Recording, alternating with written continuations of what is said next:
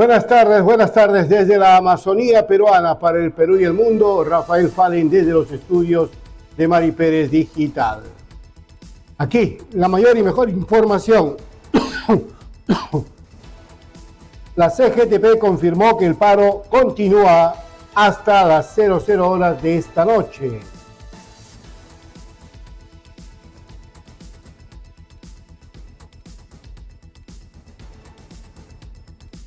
En horas de la tarde de ayer, a través de un pronunciamiento en directo, a través de las redes sociales, en presencia del senador Juan Carlos del Águila, ambos hicieron declaraciones respecto al levantamiento.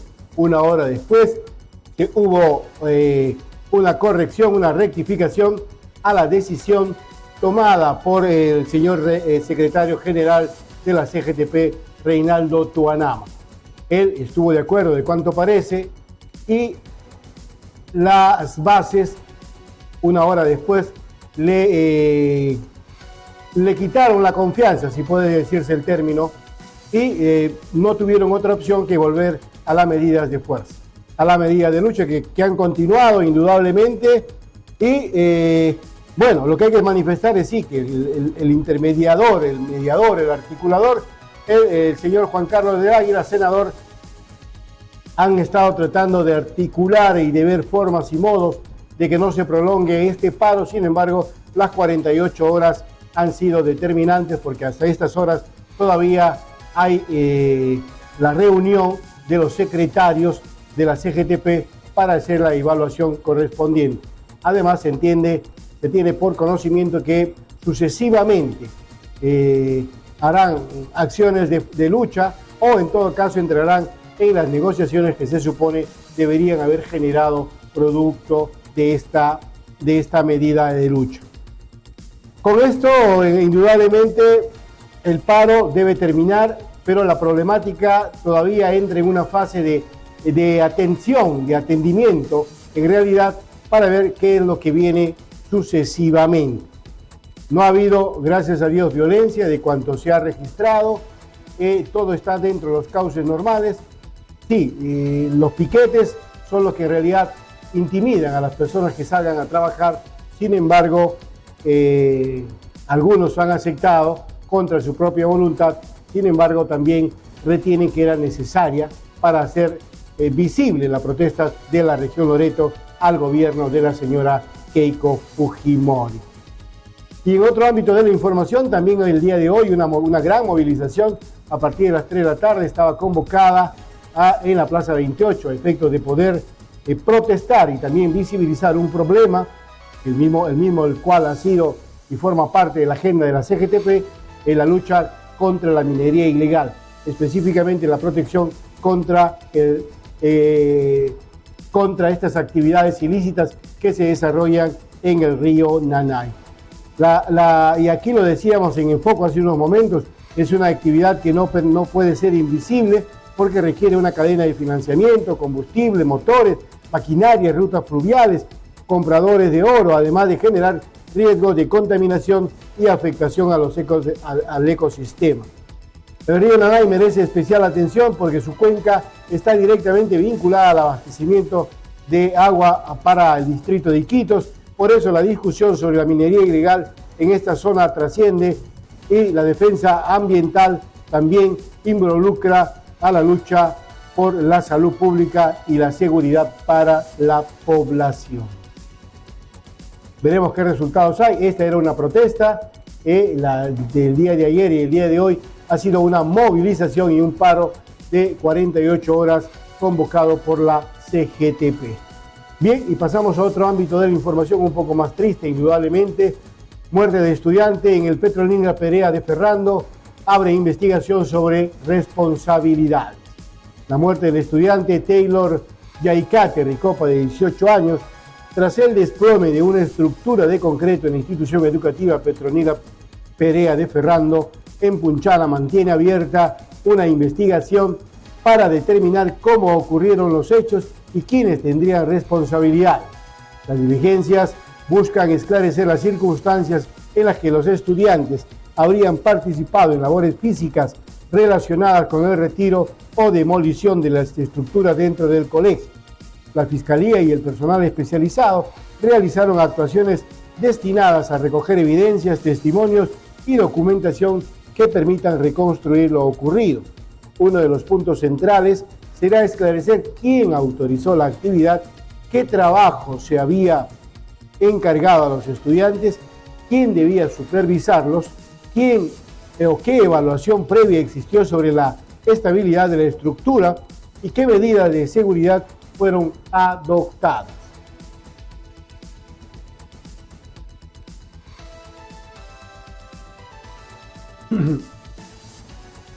La investigación deberá diferenciar responsabilidades individuales e institucionales y determinar sobre la evidencia técnica y documental, si existieron acciones u omisiones relacionadas con la tragedia, hasta llegar en realidad a la verdad. Aquí debemos ser extremadamente rigurosos. Hay un joven fallecido y existen denuncias que tienen que investigarse. No corresponde adelantar culpabilidades, corresponde encontrar respuestas. ¿Quién autorizó estas labores? ¿Con qué finalidad se hizo? ¿Por qué participaban estudiantes? ¿Quién supervisaba? ¿Y qué medidas de seguridad existían? Taylor y su familia merecen conocer toda la verdad. Así es, había el día de hoy en el programa de la señora Mari Pérez, habíamos dado lectura a una carta que había enviado el director en febrero del 2025 dirigida al consorcio de encargados de la construcción. En el tenor decía que pedían encarecidamente no tocar la construcción, y ahí hay una palabra que le da un giro tremendo, dice, durante la construcción de la nueva infraestructura. De cuanto parece, el 4 de agosto de este año ha sido entregada la infraestructura. Si queremos tomarlo como que ese fue el límite de la duración de la construcción, era una situación inmediata, la demolición. Sin embargo, a distancia de casi 20 días, ha llegado esta tragedia. Y hay una serie de, como bien lo dice la producción, hay una serie de temáticas o de preguntas en realidad que saltan a la vista. Y la única, el Ministerio Público, con los testigos, podrán dar fe de lo que pasó. Lo cierto es que Taylor Yaicate Ricopa descansa en paz.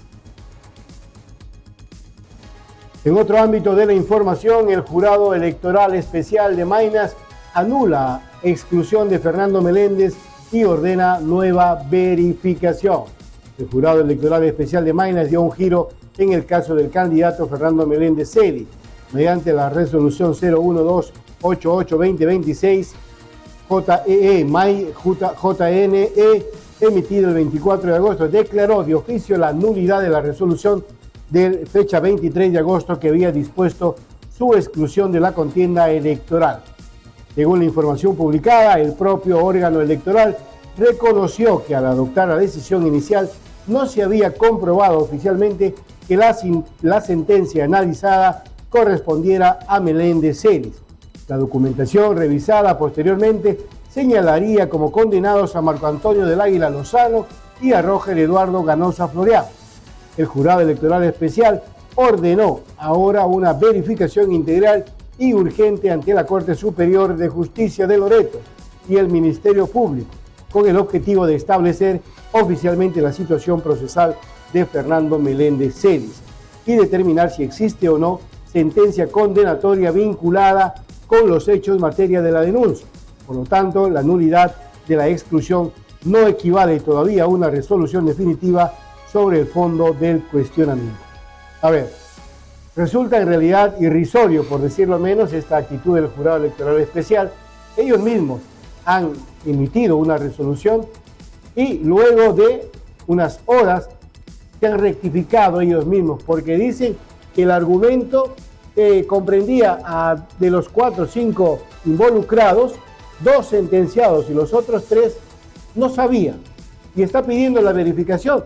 Sin embargo, ya optó por decir que se excluya del procedimiento judicial al señor Fernando Meléndez. O sea, en realidad es de Ripley este tipo de actitudes porque tanto valía no no pronunciarse, profundizar las investigaciones antes de crear tremendo papelón y tamaña vergüenza. En realidad, esto es vergonzoso, por decirlo menos.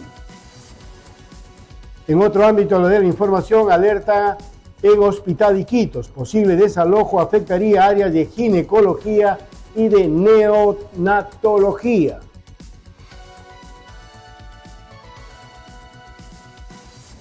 Una situación judicial genera preocupación en el Hospital Iquitos.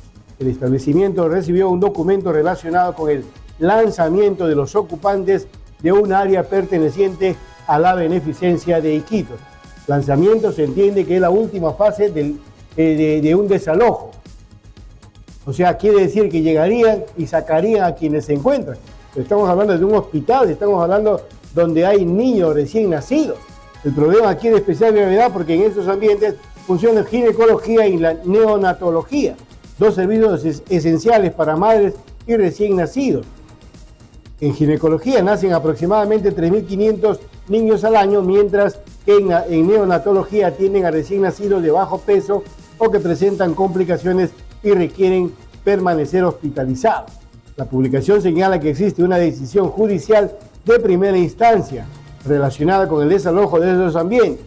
La vicegobernadora regional Olivet Bardales manifestó conocer el problema y señaló que el gobernador también está informado y viene evaluando acciones frente a estas controversias. El caso exige precisar ahora qué ordenó exactamente el juzgado, qué recursos legales están disponibles, cuál es la posición de la beneficencia y principalmente qué plan existe para garantizar que ningún recién nacido o madre pierda continuidad en su atención. Esto también es de Ripley. Ok, por mucha fuerza que tenga el Poder Judicial de ordenar el desalojo, estas dos áreas, ginecología y neonatología, no se deben sentir intimidadas por esta orden, porque aquí prevalece el principio del cuidado a la vida. Por mucho título que pueda tener la beneficencia pública, que también, dicho sea de paso, es una entidad estatal y que no podría indudablemente llegar a tal extremo. Sin embargo, aquí los puntos sobre las IES. Llegar a este nivel, sí, probablemente esperaban que el hospital sea entregado hace buen tiempo y esto quedaba libre, entiendo yo. Sin embargo, todavía hay cierta incertidumbre sobre la entrega del hospital que se espera se haga dentro de este año 2026. Aquí hay que tomar y hay que poner orden, porque en realidad hay un desorden por donde se le mire. Y nos vamos al ámbito de la información nacional. Dana Berta genera lluvias, nieve, granizo y fuertes vientos en la sierra.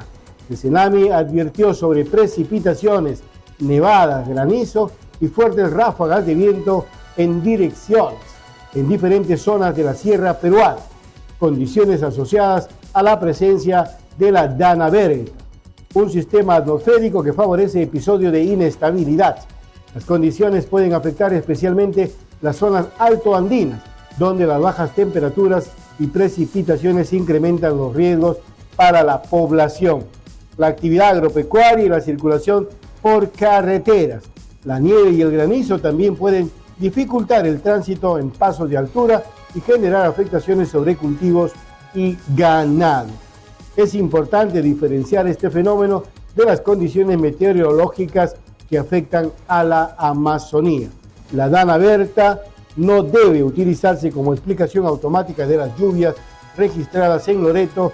Cada región tiene que analizarse según los pronósticos específicos del Sistema Nacional de Meteorología e Hidrología. No mezclemos este fenómeno, dice, porque podría generarse alertas o alarmas. Así que mantengamos pie de plomo. La información meteorológica sirve precisamente para anticiparnos, para conocer dónde estará el mayor riesgo antes que las precipitaciones se conviertan en una emergencia. Esto está distante de que aquí pueda nevar. Sin embargo, basta que haya una alerta para tomar conocimiento en principio y luego las previsiones de ser necesario. Y luego el Niño Costero pone en riesgo las clases de 205.000 estudiantes en Lambayeque. Así es, estudiantes de colegios públicos y privados de Lambayeque podrían ver interrumpidas sus clases si las lluvias previstas por el fenómeno El Niño costero afectan gravemente la infraestructura educativa. La Gerencia Regional de Educación informó que el 71% de los 1.131 locales escolares de la región se encuentran en riesgo alto o muy alto. El gerente regional de Educación, Raymond Dioses, señaló que se requieren 25 millones adicionales para trabajos preventivos como protección de techos, coberturas y reparación de cunetas. Hasta ahora el gobierno regional ha destinado 2.6 millones para materiales urgentes y ha intervenido 250 colegios con el programa Manos a la Obra, beneficiando a unos 82.000 estudiantes. Como medida preventiva, Lambayeque decidió que el año escolar termine el 4 de diciembre. Dependiendo de las afectaciones, algunos colegios podrían recurrir a clases virtuales.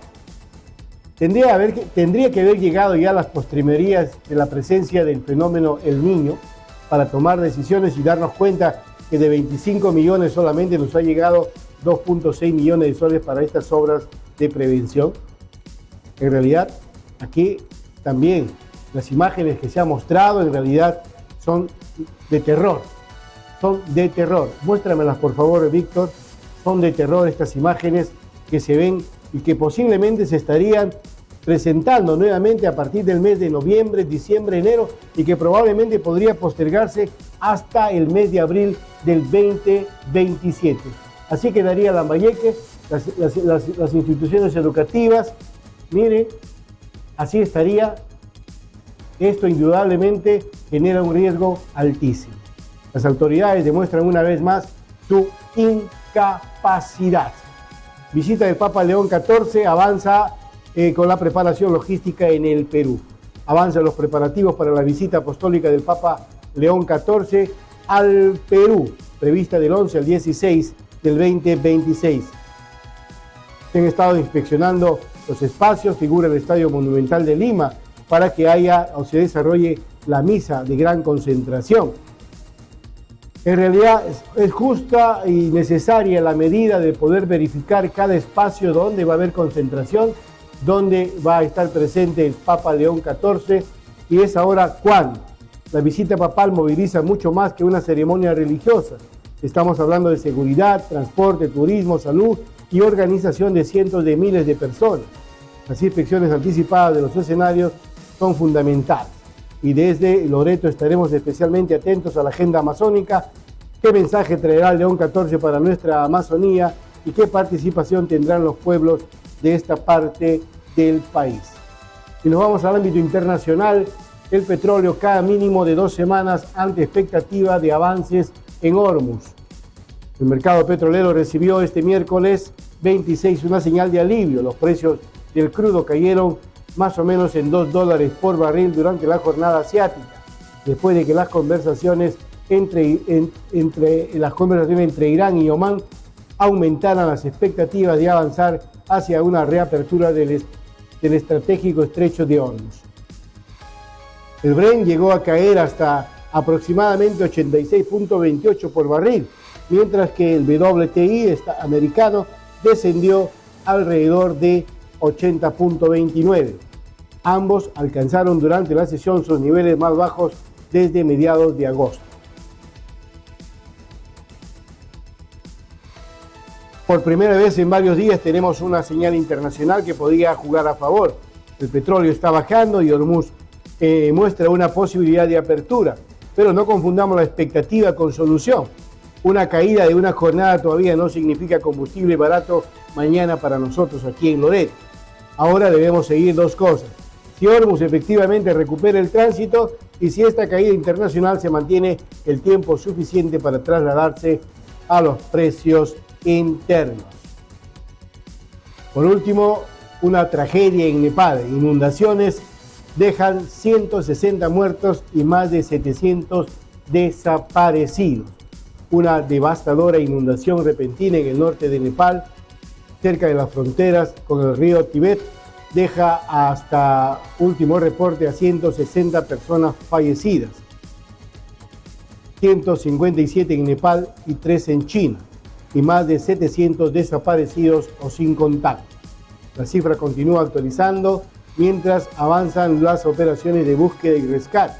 Las crecidas del río Botecoshi arrasó viviendas, carreteras y puentes, además de causar daños en instalaciones hidroeléctricas. Entre quienes permanecen sin contacto figuran turistas extranjeros, habitantes de la zona, militares, policías y trabajadores de proyectos hidroeléctricos. Un dato importante cambió durante las últimas horas. Inicialmente se habló de un terremoto, pero el Servicio Geológico de Estados Unidos determinó posteriormente que las señales detectadas correspondían a un gran deslizamiento de tierra y no a un sismo. Expertos citados en la cobertura consideran como probable origen un alud de hielo y rocas en una sola glaciar que habrían bloqueado temporalmente un afluente y liberado posteriormente una enorme cantidad de agua. Nepal declaró las áreas afectadas zonas de desastre durante 3 meses y movilizó helicópteros militares y privados. El gobierno peruano ha expresado su solidaridad y hasta lo último de nuestro reporte informa que no existen ciudadanos peruanos entre los damnificados. En realidad, las escenas que se han visto a través de los videos impartidos en las redes sociales y en los medios de comunicación han sido devastadoras. En realidad es una cosa increíble. En todas partes del mundo o tiembla, o hay tsunamis, o hay ventarrones, pero hay una reacción de parte de la Tierra sobre cada uno de los lugares que han mostrado sendas situaciones catastróficas y desastrosas. Nosotros seguimos en espera, triste decirlo, en una espera que podría atacar nuestra región de la costa norte del Perú con un terremoto de 8.8. Ojalá que no tenga consecuencias devastadoras como la que acabamos de ver en Nepal. Bien, eso es todo por el día de hoy. Gracias desde la Amazonía. Mari Pérez y Rafael Fallen agradecen infinitamente vuestra atención.